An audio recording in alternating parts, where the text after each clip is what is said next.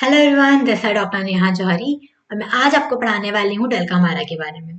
डलकामारा जो है एक बहुत इंपॉर्टेंट रेमेडी है। हमारे एग्जाम के पॉइंट ऑफ व्यू से तो इम्पॉर्टेंट है ही साथ हमारे क्लिनिकल व्यूज में भी बहुत ज़्यादा इंपॉर्टेंट है।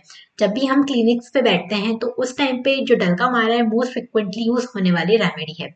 जब भी हम अपने घर में अपनी इमरजेंसी किट बनाते हैं तो उसमें डलकामारा होनी ही चाहिए, क्योंकि ये इतनी स्पेशल और इतनी स्पेसिफिक और फ्रिक्वेंटली यूज होने वाली रेमेडी है। पहले मैं आपको स्टार्टिंग में डलकामारा के बारे में शॉर्ट में बता देती हूँ। इससे आपको जो आगे की पूरी रेमेडी है वो समझने में और लर्न करने में इजी रहेगा। तो डलकामारा जनरली जब हमारे वेदर में थोड़ा भी चेंजेस आते हैं, फ्लक्चुएशंस आते हैं, उस टाइम पे देने वाली रेमेडी है। जैसे कि जब दिन बहुत गर्म होते हैं और नाइट्स जो है वो बहुत ठंडी होती हैं, रात में बहुत ठंड लगती है, दिन भर गर्म बना हुआ है वेदर, बट जैसे जैसे रात होते जाती है, शाम का टाइम आता है, रात होती है, तो हमें हल्की ठंड लगना स्टार्ट हो जाती है। उस दौरान जो हमारी बॉडी में चेंजेस आते हैं और हमें जो दिक्कतें होती हैं, तब डलकामारा बहुत अच्छा वर्क करती है।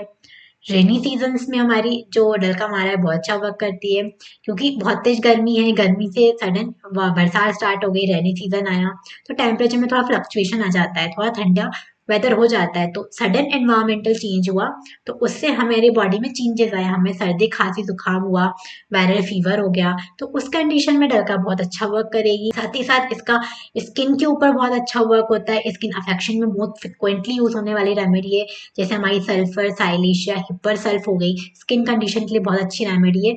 उसी तरह ही हमारी सल्फ डलकामारा जो है वो भी बहुत अच्छी रेमेडी है। मोस्ट फ्रिक्वेंटली स्किन एरप्शंस में यूज की जाती है। जैसे कि थूजा हमारे वार्ड्स के लिए बहुत अच्छी रेमेडी है, वैसे ही डलकामारा भी वार्ड्स कंडीशन के लिए बहुत अच्छी रेमेडी है। स्पेसिफिकली जो फ्लैशी वार्ड्स होते हैं, जैसे कि हमारे थूजा में होते हैं, उस टाइप के वार्ड्स अगर हमारे हैंड्स में या फिंगर्स में आ रहे हैं तो डलका बहुत अच्छा वर्क करती है। यदि हमारे स्किन पे इरप्शंस आ रहे हैं, बहुत ज्यादा बॉयल्स हो रहे हैं, कार्बंकल्स हो रहे हैं, वेसाइकल्स हो रहे हैं, जिसमें पल्स फॉर्मिंग वेसाइकल्स हो गए या फिर वाटर फॉर्मिंग वेसाइकल्स हो गए, तो उस कंडीशन में सल्फर जो हमारी डलकामारा है वो अच्छा वर्क करेगी। तो स्किन कंडीशन में अच्छा वर्क करती है। डलकामारा में क्या होता है, जो स्किन इरप्शंस होते हैं उसमें पेशेंट को बहुत ज्यादा स्क्रैच करने की इच्छा होती है, ऐसा लगता है वो बहुत ज्यादा इसको स्क्रैच करे, खुजाले, तो उसको उसकी कंप्लेंट्स में रिलीफ मिलेगा, बट वो ऐसा करता नहीं है। अगर वो ऐसा करेगा तो उसकी जो बर्निंग है वो बहुत ज्यादा बढ़ जाती है, उसको दिक्कतें जो है वो बढ़ जाती है, तो उसको स्क्रैचिंग करने की इच्छा तो होती है बट वो स्क्रैच करता नहीं है। इसी के कंट्रास्ट में अगर हम सल्फर की बात करें तो सल्फर में भी सेम चीज होती है, उसको स्क्रैचिंग करने से उसकी कंप्लेंट में रिलीफ मिलता है। उसको जब भी उसको इरप्शंस होते हैं तो उसको ऐसा लगता है वो बहुत जोर से स्क्रैच करे। सल्फर का पेशेंट जोर जोर से उसको स्क्रैच करेगा अपनी प्लेस को जहाँ पे उसको ज्यादा दिक्कत हो रही है, स्क्रैचिंग से उसको ब्लीडिंग भी होने लगती है, उसके बाद उसको रिलीफ मिल जाता है। बट डलकामारा में ऐसा नहीं है। डलकामारा में उसको डिजायर तो रहती है स्क्रैच करने की, बट वो स्क्रैच करता नहीं है। अगर वो स्क्रैच करता है तो उसकी जो दिक्कतें, जो कंप्लेंट है उसकी बढ़ जाती है, इस वजह से वो स्क्रैच नहीं करता। तो ये सल्फर और डलकामारा में एक जो है डिफरेंस हो गया। साथ ही साथ इसका जो किडनी डिसऑर्डर्स है उसमें भी बहुत अच्छा वर्क करती है। यदि किसी बेबी को नेफ्रोटिक सिंड्रोम या नेफ्राइटिक सिंड्रोम है, उसके उसके उसके बाद जो उसकी यूरिन है वो वेरी लाइक यूरिन है, लाइक बिल्कुल मिल्की वाइट यूरिन है, तो उस कंडीशन में डलकामारा बहुत अच्छा वर्क करती है। साथ ही साथ फीमेल्स में भी बहुत अच्छा वर्क करती है, फीमेल कंप्लेंट्स में।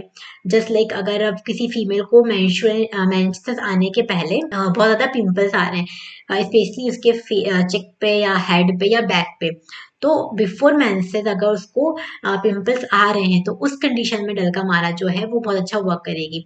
यदि कोई भी साइकिल, हर साइकिल रिपीट होने के पहले पिंपल आ रहे हैं तो डलकामारा जो है हम सोच सकते हैं बहुत अच्छी रेमेडी है। तो ये तो हो गया, मैंने शॉर्ट में डलकामारा के बारे में आपको बता दिया। अब मैं आपको पूरा इसको डिटेल में पढ़ाती हूँ जिससे आपको और इजीली इसके बारे में समझ में आए। इसका कॉमन नेम है बिटर स्वीट। डॉक्टर हैनीमन ने इसको प्रूव किया है। सोलेनियसी फैमिली है, मतलब हमारे आलू की फैमिली है, पोटैटो की फैमिली है ये। वेजिटेबल किंगडम की रेमेडी है। पेयर्स ऑफ एक्शन की बात की जाए तो ये म्यूकस मेम्ब्रेन, ग्लैंड, स्किन और मसल्स पे बहुत अच्छा वर्क करती है। स्पेशली ये हमारी फ्लैग्मेटिक स्क्लेरोफिलर कॉन्स्टिट्यूशन की रेमेडी है। स्क्लेरोफिलस से मतलब ये है कि यहाँ पे ग्लैंडुलर अफेक्शंस बहुत ज्यादा देखने को मिलेंगे पेशेंट्स में। ग्लैंडुलर अफेक्शंस मतलब हो गया कि थायराइड रिलेटेड डिसीजेस हो गई, जैसे पिशको थायराइड हो गया, हाइपरथायराइडिज्म हो गया, हाइपोथायराइडिज्म हो गया, या हार्मोनल इम्बैलेंसेस होते हैं वो सारे ग्लैंड्स के थ्रू ही होंगे। तो जहाँ भी ग्लैंडुलर अफेक्शंस आया तो वहां पे क्लोरोफिलस डायथिसिस आती है, क्लोरोफिलस कॉन्स्टिट्यूशन आ जाता है। थर्मल्स की बात की जाए तो ये ना चिली है ना हॉट है, ये एम्फीथर्मल है, दोनों के बीच में चलती है।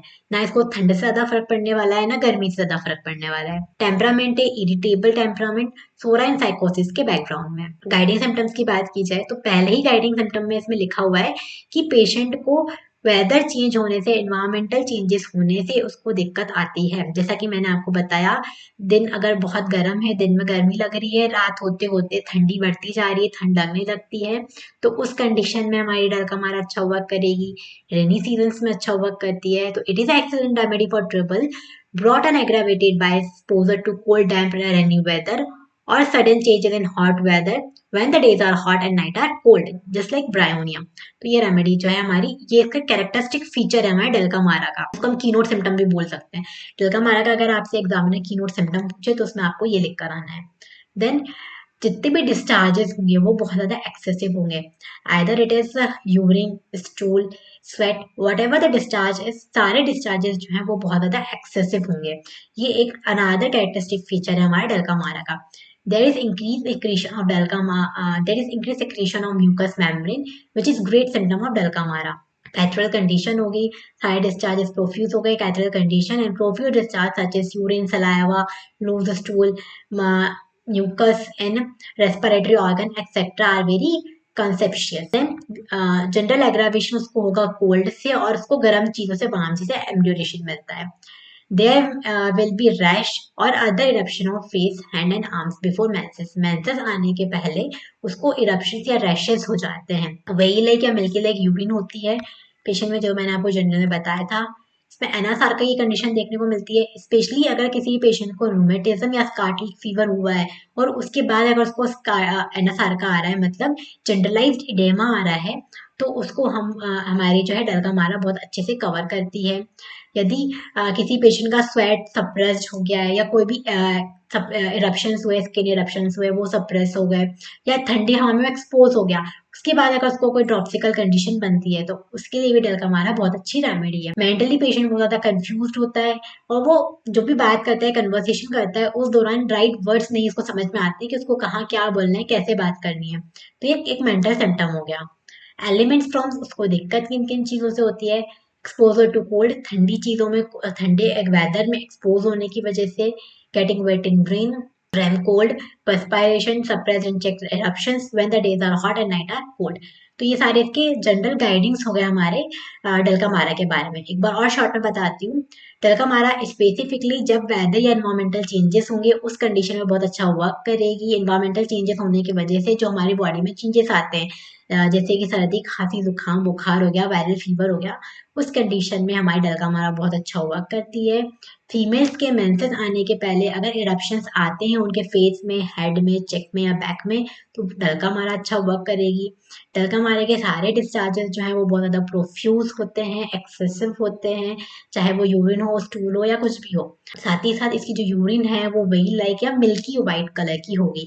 तो ये इसके कुछ कैरेक्टरिस्टिक फीचर्स हैं हमारे डेल्कामारा के, जो हमको लर्न रख करने हैं, अच्छे से याद रखने हैं। नेक्स्ट पर्टिकुलर में बात की जाए तो इसकी जो स्किन है वो बहुत इंपॉर्टेंट है, और नेक्स्ट का रूमेटिज्म बहुत इंपॉर्टेंट है। यदि डेल्कामारा आपसे, वे तो डीपी का क्वेश्चन तो है नहीं, आता डीपी तो नहीं आती है ना, तो डेल्कामारा की गाइडिंग पूछे जाते हैं 5 मार्क्स में, या फिर इसका रूमेटिज्म या स्किन पूछी जाती है। लेकिन जनरली डेल्कामारा की गाइडिंग्स ही पूछे जाते हैं। डेल्कामारा की गाइडिंग्स 5 स्टार क्वेश्चन में आता है। डेल्कामारा की अगर गाइडिंग नहीं आती तो उसके पास का रूमेटिज्म आ जाता है, वो 3 स्टार क्वेश्चन में आता है। कभी कभी कुछ कुछ केसेस में इसकी स्किन पूछ ली जाती है, बट स्किन इतनी मतलब इंपॉर्टेंट है, ऐसा नहीं कि इंपॉर्टेंट नहीं है, इंपॉर्टेंट है, बट इन दोनों के कंपैरिजन में थोड़ा लेस इंपॉर्टेंट हो गई। तो रूमेटिज्म की बात की जाए तो उसका कॉजेशन होता है कोल्ड से, from cold, damp, rainy weather, sudden changes of hot weather, living और working in damp places, suppress perspiration. इन सब चीजों की वजह से उसको जो है रूमेटिज्म होता है। कैरेक्टर ऑफ पेन कैसा होगा? इसके जितने भी ज्वाइंट्स है, लार्ज ज्वाइंट, स्मॉल ज्वाइंट, कैसे भी ज्वाइंट हो, वहां पे स्वेलिंग आएगी, रेडनेस आएगी और पेन होगा, और सारे जो इसके ज्वाइंट्स हैं वो स्टिफ हो जाएंगे, एकदम अकड़ जाएंगे, इसको ऐसे मूव करने में भी बहुत ज्यादा दर्द होगा, पेनफुल होगा। Joints are inflamed, swollen and red, there is aching pain, sore and lambashed feeling all over the very much sensitive to touch. हाथ भी लगा पाएगा पेशेंट, उसको इतना दर्द होगा, लैमिनेट स्टिफनेस आ जाएगी उसके बैक में. नेक्स्ट एग्रावेशन उसको होगा इवनिंग में, नाइट में और रेस्ट से. एम्ब्लोरेशन उसको मूविंग से होगा. अगर थोड़ा बहुत हिल डुल लेगा तो उसको आराम मिल जाएगा. स्किन की बात की जाए तो स्किन में उसका कॉजेशन है डैम्प वेदर से, रेनी वेदर से और फ्रॉम कोल्ड से. कैरेक्टर ऑफ स्किन कैसे हो गए, इसमें वेसिकल्स प्रोड्यूस होंगे, इरप्शंस, वेसिकल्स लाइक इरप्शंस आएंगे, या वाटरी भी हो सकते हैं, पस फॉर्मिंग भी हो सकते हैं. वो ब्राउनिश कलर के होंगे, क्रस्ट लाइक होंगे, मल्टीपल बॉइल्स लाइक इरप्शंस आएंगे. तो जैसा कि मैंने आपको पहले बताया था कि जो इसके इरप्शंस होंगे उसको स्क्रैच करने की बहुत इच्छा होगी, उसको ऐसा लगेगा वो बहुत जोर जोर से खुजाले स्क्रैच कर ले, लेकिन वो कर नहीं सकता. अगर वो करेगा तो उसको बहुत ज्यादा पेन होगा, बहुत ज्यादा बर्निंग होगी, इस वजह से वो करता नहीं है. बट इसकी ही कंट्रास्ट में हम सल्फर को देखें, सल्फर में भी सेम कंडीशन होती है, उसको उसको स्क्रैचिंग की डिजायर होती है, उसको जहां भी इरप्शंस होते हैं वो स्क्रैच करता है. जब तक स्क्रैच करता है तब तक उसको ब्लीडिंग ना हो जाए, तब तक वो स्क्रैच करता ही रहता है, और उसके बाद उसको उसकी जो कंप्लेन है उसमें आराम मिल जाता है. बट डलका बारा में ऐसा नहीं है, उसको स्क्रैचिंग की डिजायर होती है बट वो स्क्रैच नहीं करता. अगर वो स्क्रैच करता है तो उसको बहुत ज्यादा बर्निंग होती है. Eruption specially upon the scalp with sense of itching and scratching until it bleed, but scratching does not relieve, scratching से भी उसको रिलीफ नहीं मिलता. Eruptions that come out upon the face, eruptions जो है उसके फेस पे आएंगे, हेड पे आएगा, नोज पे आएगा, बट स्पेशली उसके चिक्स पे आएगा which is completely covered with crust. Urticaria देखने को मिलेगा उसके ऑल ओवर द बॉडी में विदाउट फीवर. आर्टिक एरिया की कंडीशन आएगी बट उसके साथ उसको फीवर नहीं आएगा. There is sense of itching and scratching followed by burning, उसको सेंस आएगा, उसको ऐसा लगेगा कि उसको जहाँ इरप्शंस आ रहे हैं वहां वो स्क्रैच करे, बट उसको स्क्रैचिंग से कोई रिलीफ नहीं मिलेगा, बल्कि स्क्रैच करने से उसको एग्रावेशन होंगे, उसको बर्निंग होगी, और जो एग्रावेशन उसको होंगे वार्मथ से, गर्म से और ठंडी चीजों से उसको आराम मिलेगा. The skin also produce wart like eruption, skin पे वाट लाइक इरप्शन आएंगे. वाट्स भी कैसे, फ्लैशी वाट्स आएंगे just like a thuja, specifically उसके हैंड्स और फिंगर्स के ऊपर. The skin also produce warts like eruption all over the body. Eruptions which are large, flashy, smooth, especially on face and back of the hand and fingers. Eruption on face before menses. Menses के पहले eruptions आएंगे, rashes जो है उसको menses के पहले ही रहेंगे. तो ये तो होगी इसकी स्किन की बात, जो मैंने आपको जनरली स्टार्टिंग में समझाया था, बताया था, बस वही सारी चीजें यहाँ पे लिखी हुई हैं. देन फटाइसिस, फटाइसिस को हम पल्मोनरी ट्यूबरक्लोसिस भी बोलते हैं. इसको पहले फटाइस मतलब पल्मोनरी ट्यूबरक्लोसिस जो है वो अब उसका नाम हुआ है, पर स्टार्टिंग में बहुत टाइम पहले इसका नाम जो था फटाइसिस ही था. तो फटाइसिस आपको पूरा टीबी याद रखना है कि हाँ किस टाइप की टीबी होती है, टीबी में क्या क्या सिम्टम्स आते हैं, बस वही सारे सिम्टम आपको यहाँ देखने को मिलेंगे. कब कैसा होगा, डीप होगा, वायलेंट होगा, बहुत ज्यादा बार्किंग होगी, बिल्कुल बार खाओ खाओ करके एकदम एक के बाद पेशेंट खांसते रहेगा, उसको बिल्कुल मिलेगा ही नहीं, टाइम ही नहीं मिलेगा कि वो सांस ले पाए, उसको ब्रीदिंग के लिए भी टाइम नहीं मिलेगा, तो उसकी वजह से उसको जो है सफोकेटिंग फील भी होगा. There is violent deep spasmodic harsh barking cough which is spasmodic in nature with gagging, retching and vomiting. Character of pain कैसा होगा, with cough there is stitching pain in the chest, ऐसा लगेगा उसकी chest में कुछ चुभ रहा है, स्टिचिंग पेन होगा. The patient must hold the chest, patient जो है अपने चेस्ट को होल्ड करेगा अपने दोनों हाथों की हेल्प से, जिससे उसको उसकी जो दिक्कतें उसमें आराम मिले. कैरेक्टर ऑफ स्पूटा, स्पूटा का कैरेक्टर कैसा होगा, during coughing there is bleeding from various orifice, उसके वेरियस ऑरिफिस जैसे नाक हो गया, कान हो गया, मुंह हो गया, उसमें से उसको ब्लीडिंग होगी, नोज ब्लीडिंग होगी, थ्रॉट में से, चेस्ट में से उसको ब्लीडिंग स्टार्ट हो जाएगी. अब जनरल मॉडलिटीज की बात की जाए तो एग्रावेशन होगा उसको cold in general, time friendly weather से उसको एग्रावेशन है, कोल्ड सप्रेस्ड, कोल्ड से, कोल्ड ठंडी हवा से, सप्रेस इरप्शन, अगर उसको इरप्शन आए वो सप्रेस हो गए तो उसको उससे दिक्कत होगी, और साइड से उसको दिक्कत होती है. एम्ब्लियोरेशन उसको मिलेगा बेटर बाय मूविंग, देखो थोड़ा बहुत भी हिल डुल लेगा तो उसको आराम मिलेगा, from warmth, dry weather, warm air, गर्म हवा से, और वॉकिंग से उसको आराम मिलेगा. जो हो गया हमारे डलका मारा के बारे में. अब यूनिवर्सिटी में किस टाइप से क्वेश्चंस आते हैं, यूनिवर्सिटी में आपसे डायरेक्ट डलका मारा पूछी जाएगी, डलका मारा की गाइडिंग पूछे जाएंगे. तो डलका मारा की गाइडिंग आएंगे तो आपको डायरेक्ट 4 से 5 गाइडिंग आपको लिख कर आना है. 5 गाइडिंग आप लिख कर आएंगे आपको अच्छे खासे मार्क्स मिल जाएंगे. लेकिन जब भी आप कोई भी गाइडिंग सिम्टम या कुछ भी लिखते हैं तो उसका जनरल जरूर लिख कर आए, जैसे common name, prover, family, kingdom, ये लिखेंगे तो पेशेंट जब आपकी एग्जामिनर कॉपी चेक करेगा तो उसको लिखेगा कि हाँ इसने पढ़ रखा है, इसको आता है, तो आपको डायरेक्ट अच्छे मार्क्स मिल जाएंगे, बहुत ज्यादा आगे का डिटेल में नहीं देगा. लेकिन सही लिख कर आना है, ऐसा नहीं आप कुछ भी अंधेरे में तीर चला दो, कुछ भी लेकर आ जाओ गलती आपकी स्टार्टिंग में पकड़ा जाए, गलती स्टार्टिंग में कर दोगे तो फिर आपके मार्क्स कट जाएंगे। और खत्म होने के बाद आपको मॉडलिटीज अच्छे से लिख कर आनी है। मॉडलिटीज लिखोगे तो थोड़ा अच्छा इंप्रेशन पड़ेगा एग्जामिनर के ऊपर और अच्छे मार्क्स मिलेंगे।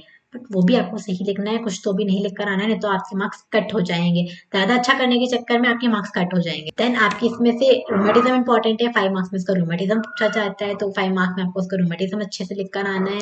पूरे जो पॉइंट्स मैंने बताए वो पॉइंट्स बना के। देन स्किन अगर पूछी जाती है तो स्किन में भी आपको मैंने सारे पॉइंट बताए। कॉजेशन कैरेक्टर ऑफ स्किन लिख कर आना है, कैरेक्टर ऑफ स्किन में 4 से 5 पॉइंट लिखने हैं। और फिर बाद में लास्ट में आपको मॉडलिटीज जरूर ऐड कर देनी है सब जगह। मैंने यहाँ पे स्पेसिफिकली ऐड नहीं किया, बट आप यहाँ पे कुछ भी पर्टिकुलर लिख रहे हैं तो आप उसके बाद में जनरल मॉडलिटीज वहाँ पे ऐड कर सकते हैं। अगर आपको रेस्पिरेटरी पूछी जाती है तो आप सब ट्यूबरक्लोसिस लिख कर आ सकते हैं, इसको फटाइसिस भी बोलते हैं, तो आपको अच्छे मार्क्स मिलेंगे। यदि आपको मेरी वीडियो पसंद आई है तो लाइक एंड सब्सक्राइब करें। Thank you.